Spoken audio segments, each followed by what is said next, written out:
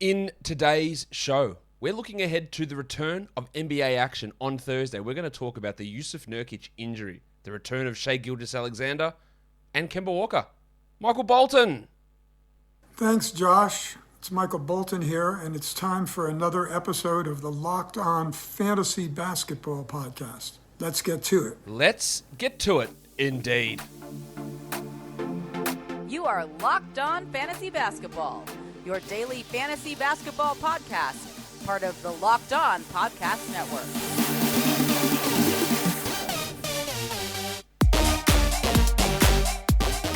Hello and welcome to the Locked On Fantasy Basketball Podcast, brought to you by Basketball Monster. My name is Josh Lloyd and I am the lead fantasy analyst at basketballmonster.com and at Yahoo Sports Australia. And you can find me on Twitter, as always, at redrock_bball and on Instagram at Locked On Fantasy Basketball. Thank you for making Locked On Fantasy Basketball your first listen. We are free and available on all platforms. Well, stuff's going on.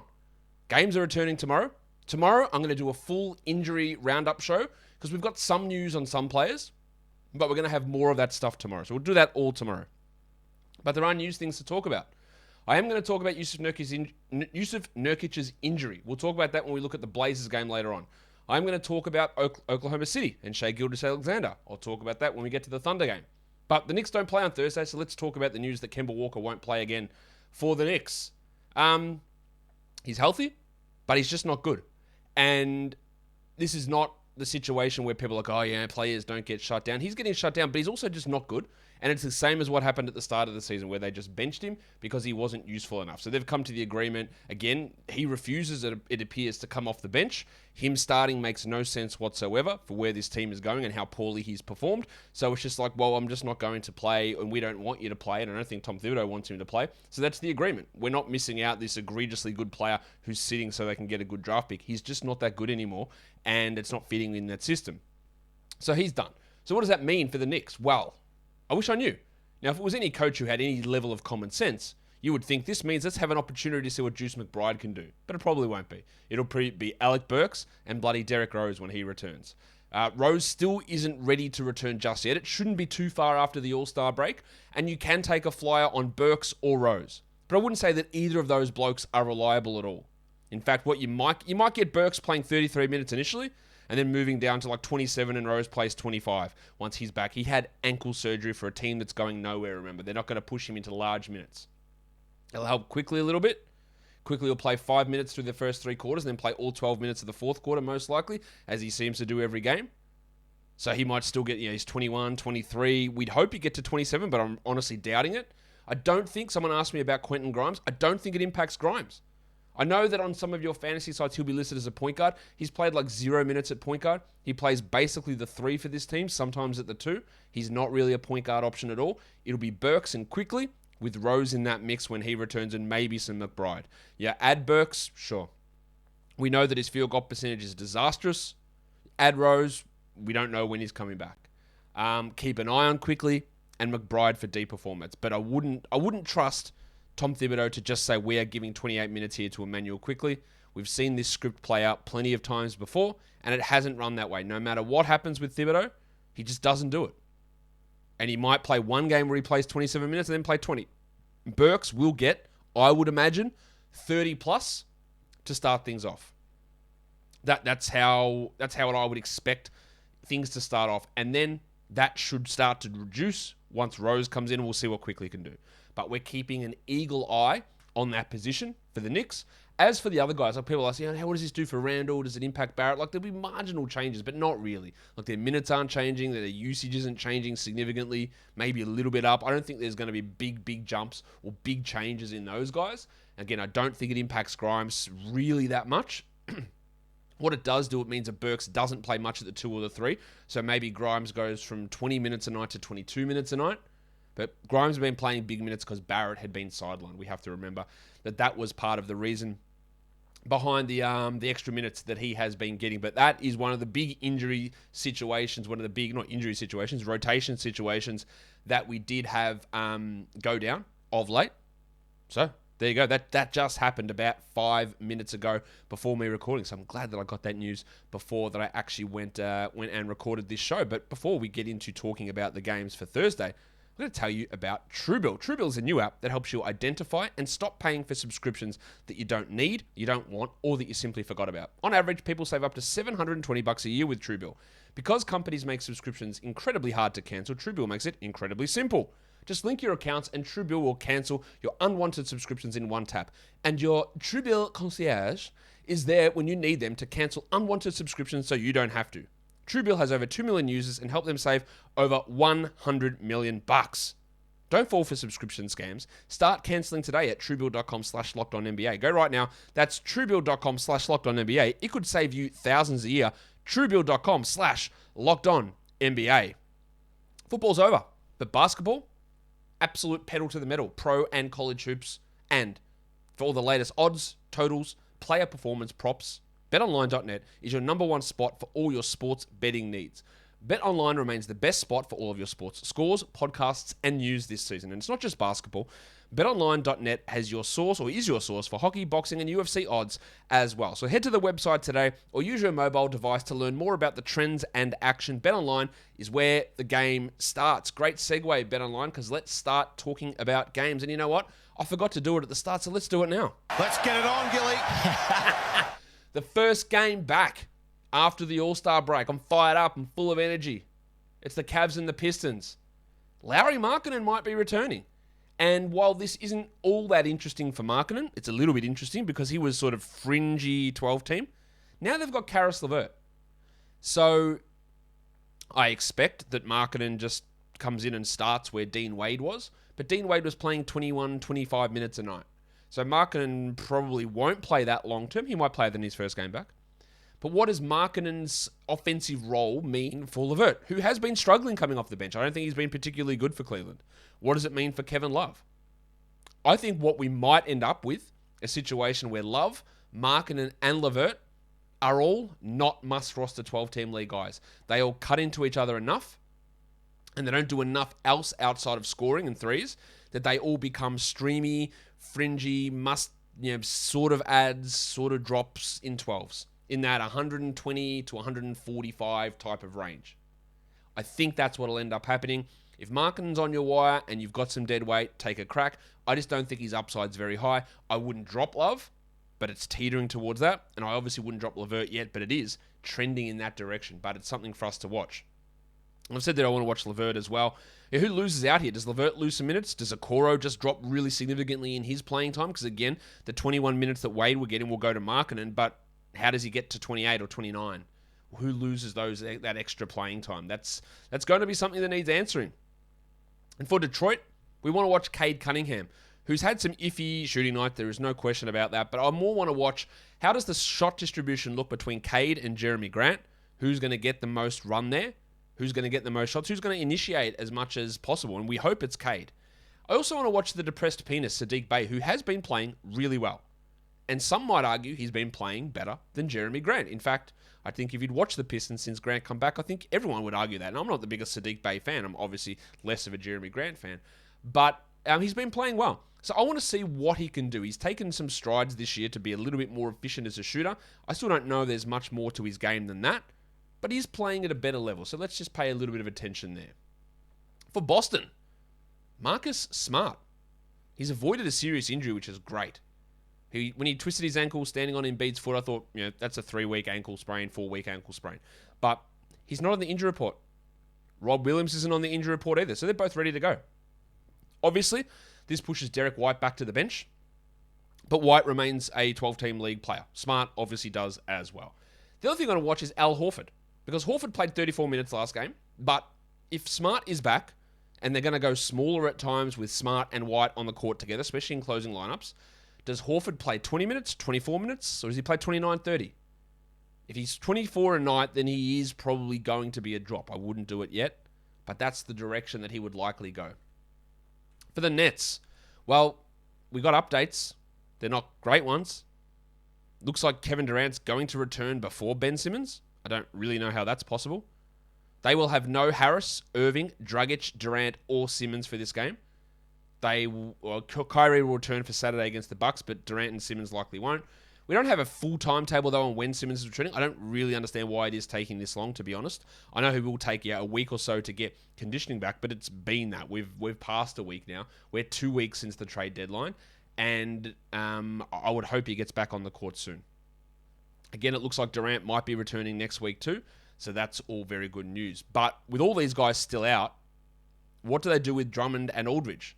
Because it started off 24 for Drummond, 19 for Aldridge. Then it was 23-22 in Drummond's favour. Then it was 28-19 in Aldridge's favour. So how are they going to run that centre rotation? Does Griffin play? Do we uncork Claxton at all? I doubt it. So watching how that pairing goes, or that Aldridge-Drummond dynamic goes, is really important. I think both of them at this point are 12-team league guys, but I can easily see both of them being 12-team drops as we move forward. And then watching Cam Thomas with Durant out, Simmons out, Dragic out, Irving out. Thomas is going to have a solid role again.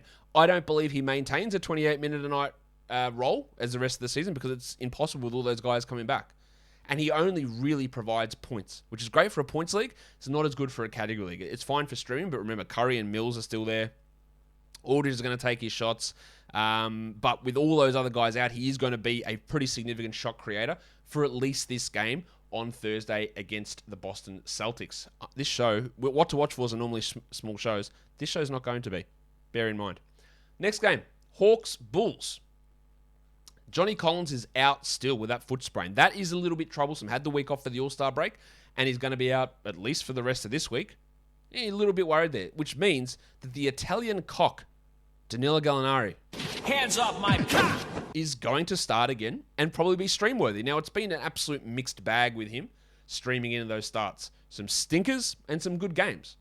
But if you're looking for a boost in free throw percentage, scoring, and threes, like there is going to be fewer. There's not going to be many guys out there who provide what Gallinari theoretically can provide to us. Not that he does it all the time, though. We also want to watch Clint Capella, who we thought, all right, no John Collins, 31 minutes, that's great. And then against the Magic, he played 23, and we're back to square one going, I don't get it. Like, I just don't know what you guys are doing with playing time here. Is Capella a buy low? Like, maybe, but not really, because I don't have confidence he's going to play 30 regularly. I don't think that Okongwu is a 12-team league player.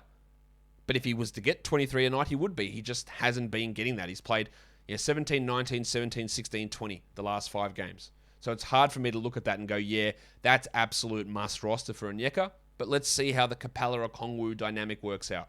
For the Bulls, you'd have to assume that Zach LaVine's playing. He played in the All-Star break. He was throwing down 360 dunks. He missed the last 3 games before the All-Star break to rest his knee. So I expect him to be back. So how that impacts DeRozan, who's been the second-ranked player over the last 2 weeks, how it affects Dosunmu and Kobe White and Javonte Green will be interesting. I think Kobe White will become pretty much droppable. I think Javonte Green is on the fringes, and Dosunmu holds value until probably Caruso and definitely until Lonzo returns. So that's where his value lies. We also got the debut of Tristan Thompson, most likely. Now, just again, this is more to a point that you guys understand. Now, most of you listening to this will be like, Tristan Thompson, who cares? But more than one person, multiple people, that's more than one, have asked me, hey, well, does Tristan Thompson cut into Vooch's minutes? Now, I know Tristan Thompson's a name that people know. I know that Tristan Thompson was the 4th overall pick. I know that Tristan Thompson won an NBA championship. I know that Tristan Thompson slangs the wood. I know all that stuff. But there is under Billy Donovan should be fired on the spot if he decides we're going to platoon Vooch and Thompson. Let's play them 24 each. Like, the biggest impact for Vooch here is LaVine coming back because he will take his shots away, but they are not limiting Vooch's minutes to play Tristan Thompson. And playing them together, I know Tristan Thompson was drafted as a power forward, but he is not a power forward. If they try that combination, and coaches can do dumb shit all the time, so maybe they do, and the Bulls don't have a power forward, but they didn't just acquire a power forward. Tristan Thompson is not a power forward. We will see how it goes. But all this is to say that even if Tristan Thompson was to find himself in a 30-minute-a-night role on any team, he wouldn't be a 12-team league player. That's just not who he is as a player. So no, Tristan Thompson has no value in 12 or 14 or probably 16 and probably 18-team leagues if we're going to be completely honest with all of that. But I'm going to be completely honest with you. Built Bar is the best tasting protein bar ever. Have you had it? I have. It's the best. I was actually going through, because I coach my son's footy team. And training's back on, and we brought out the board. Now, you guys know what the board is, but playing footy, you got the board with the magnets on it to position the players around. And in my magnet board bag, there was a Built Bar. And it was like the heavens had opened on me. I heard angels sing. I was like, oh my God, there is a Built Bar left in this bag. I couldn't believe it because it tastes like a candy bar, but it's high in protein. It's low in fat, it's low in sugar, it's low in calories, it's low in carbs. Why wouldn't you want this? Why would you reach for a candy bar? Well, let's be honest.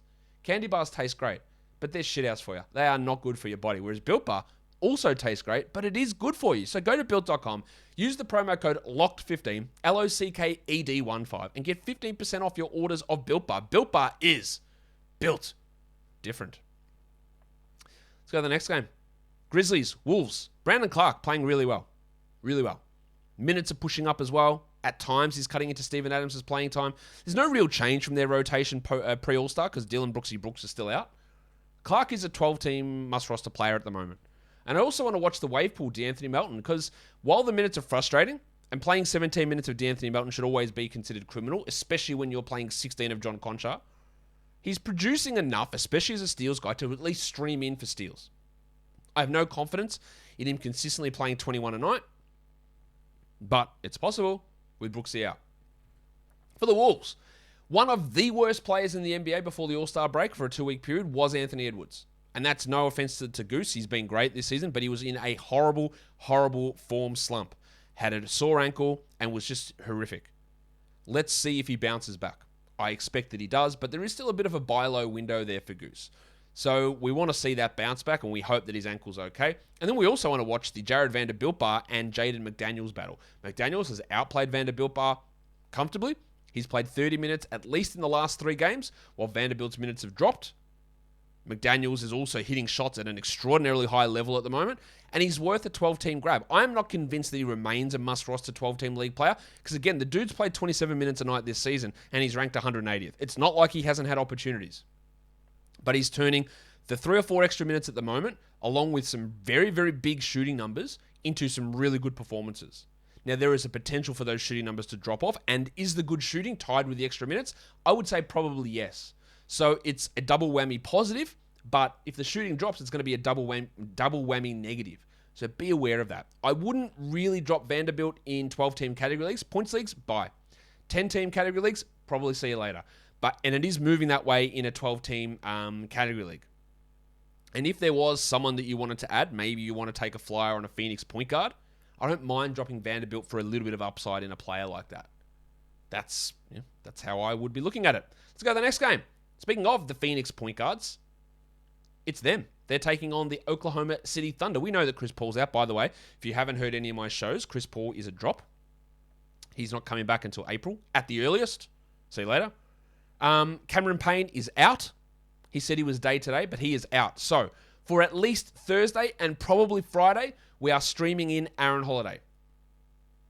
He will be the starting point guard, I expect. They might start Devin Booker and put Cam Johnson starting. That's possible. But I think they'll start Holiday with Alfred Payton as his backup. And that gives some value there for Holiday to be that streaming option. But Landry Shamet's going to return as well. Now, if they decide to play Landry Shamet at point guard, they might as well just pack it in. He's one of the worst point guards in the NBA, even though he has point guard. I just think he's a bad player, to be honest. And if they decide to try him there, I don't think that it's going to go particularly well. But it is a possibility. But the guy we're streaming in for at least Thursday and probably Friday on the back-to-back is going to be Cameron Payne. So we want to see how it all plays out, how that rotation plays out, and how they decide to utilize those minutes. But we know that Payne has been ruled out. So that is, I guess it's a positive just knowing that part of it at this stage. On to the Thunder. Shai Gilgeous-Alexander, remember now, this is what I've been saying this whole time. There are plenty of skeptics out there. Shai is going to get shut down. He's never coming back. Is Shai going to tank? This is what I told you. Shai Gilgeous-Alexander was going to return, and he's back. He's playing. This does not preclude Shai getting hurt again and missing more time. But he is back, and he is playing, and that is great news. Unfortunately, Lou Dort, Ty Jerome, Mike Muscala, Jeremiah Robinson Earl, and Kenrich Williams are all still out. With Shai back, it's going to hurt the value of a lot of guys. Josh Giddey, you don't drop him. It's going to hurt the value of Darius Bazley. It's going to hurt the value of guys like Pokusevski. It's going to hurt the value of everybody just because his usage is so high. Teo Maledon, who'd been playing some decent minutes, up and down minutes, but decent minutes, that'll be down. Trey Mann, who was getting a lot of shots, he's going to lose a ton. Now, Mann will still probably get playing time here, but any inkling of 12-team value, which he didn't have, but if you thought he was because he was shooting a lot, it's done now with Shai back. So that's great that Shai is back, and we want to watch how that integrates. As for Dort, I don't know when he's back from this shoulder injury, but Lou Dort, especially with Shai back, is not the sort of player that you hold on to through uncertainty. He's not that good, I don't believe, to hold on through injury uncertainty. Isaiah Roby started the last 3 games at center before the break, put up some okay numbers. I think he's worthwhile as a 14-team ad, maybe even 12. But they can still throw Derek Favors into that mix, but there's no Muscala, there's no Robinson Earl. Bazley will play a little bit at center as well. But Roby's not a bad flyer to take a crack at and see what goes on. Now, as I am recording this, I just see that there's been an update there for the Cavs. Darius Garland and Karis LeVert are both out, while Lauri Markkanen is probable. Foot sprain for LeVert, back soreness for Garland. Garland back soreness, she's playing the All-Star break. That is really, really troubling. Really troubling. Let's keep an eye on that. That is bothersome. Nuggets and the Kings. Last game, we saw Bryn Forbes get minutes over Fart and Will Barton. Do I think that's a real thing as we move forward? No, I don't. But I'd like to see how the Barton, Bones, Rivers, Faku, Forbes minutes go. Faku's out of the rotation at the moment. But does Bones play 20? Like, Rivers played 28 minutes last game. Barton played 21. Forbes played 30. So there's a little bit up and down there. I wouldn't drop Barton and I wouldn't add Forbes. For the Kings, well, we don't have certainty around the shooting guard position. I expect that Justin Holiday gets another start there. He played 37 minutes last game before the break with Davion Mitchell out, and Mitchell is questionable for Thursday's game. But how do the minutes get distributed between Holiday, Mitchell, DiVincenzo, and Jeremy Lamb? All can get in that mix there, which I think makes them really hard to have as 12-team league players. In fact, Mitchell I wouldn't bother with. DiVincenzo I might bother with, but is the upside actually high enough to deal with the uncertainty? I don't know that it is. Fine to stream him in, and I'd stream in Dante over Davion. But, yeah, there's a lot of uncertainty there. And now, let's go to what is the last game of the day, but one that's got a lot of implications, and that's the Warriors and the Trailblazers. For the Warriors, we know Draymond Green's still out 3 to 4 weeks. I think that Draymond Green, I think you drop him. Like, he's not coming back anytime soon. 3 to 4 weeks is still a long way away. That's smack bang in the middle of your fantasy playoffs, and then he's not going to be at full tilt then anyway. Holding on to him, again, the caveat is always, if you have an open IR slot, you hold on. That's fine. But if you need it, see you later, Draymond. So what do they do? Last game, they started Gary Payton. They've been starting John Kuminga. They have started Otto Porter in the past. So who's the guy that gets the run here? Payton, if you look for steals, Kuminga's a points guy. Porter sort of across the board. But there's no certainty there. Like, I know Kuminga's been rostered in a lot of spots. He's played 25, 28, and 21 minutes the last 3 games. Like, it's not really... It's good, but it's not the greatest. Whereas Payton went 9, 11, 11, and 25. No predictability there. Porter went 24, 16, 23. Like, they're all sort of in that same area that just steal minutes off each other. What about Jordan Poole, who has had some ups and downs playing alongside Klay Thompson? What does his production look like here? I'm still holding on to him, but it's getting a little bit iffier. Now let's talk Portland. JaVale McGee. Why did I say that name? That's not the right name. Jusuf Nurkic is the correct name, and I don't know why I said that. That's so weird. No question about it. I am ready to get hurt again. Jusuf Nurkic has plantar fasciitis and he'll be reevaluated in 4 weeks. And I'm giving you a hot tip here. He won't play again. That is absolutely speculation on my part. Maybe it's wild speculation. Maybe it's irresponsible speculation. If you're reevaluated in 4 weeks from plantar fasciitis, which is a real prick of an injury, and your team's tanking, clearly, he's not coming back. No problem dropping Jusuf Nurkic with plantar fasciitis. No problem at all.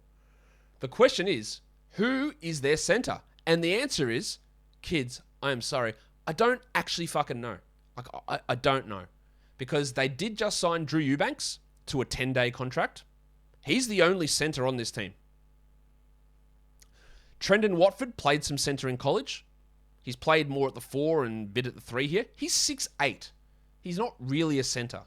Do they play Justice Winslow at center? Do they play Greg Brown at center? It's going to be a pretty rough-looking rotation. So, let's reiterate, as we've been reiterating for weeks. Justice Winslow is a must-roster player. The next guy I'd take a flyer on is Watford, but I'm not certain that it's going to be great because the Blazers also have a terrible schedule coming up. Over the rest of this week, and then week 19 and week 20, they play 7 games combined. 2 games this week, 2 games next week, 3 games the week after. After that, it's all 4s for them. That's great. But if you are in a playoff battle situation, do you want to take a flyer on a guy who might not be good in Trendon Watford and get 7 games in 2.5 weeks? I'd say probably not. Like, that's not worth it most. Streaming, sure. But as a must-hold, let's look at this guy blowing up. Winslow, different story. I think it's a clear top 80, top 70 situation for him. But the other guys, not so much.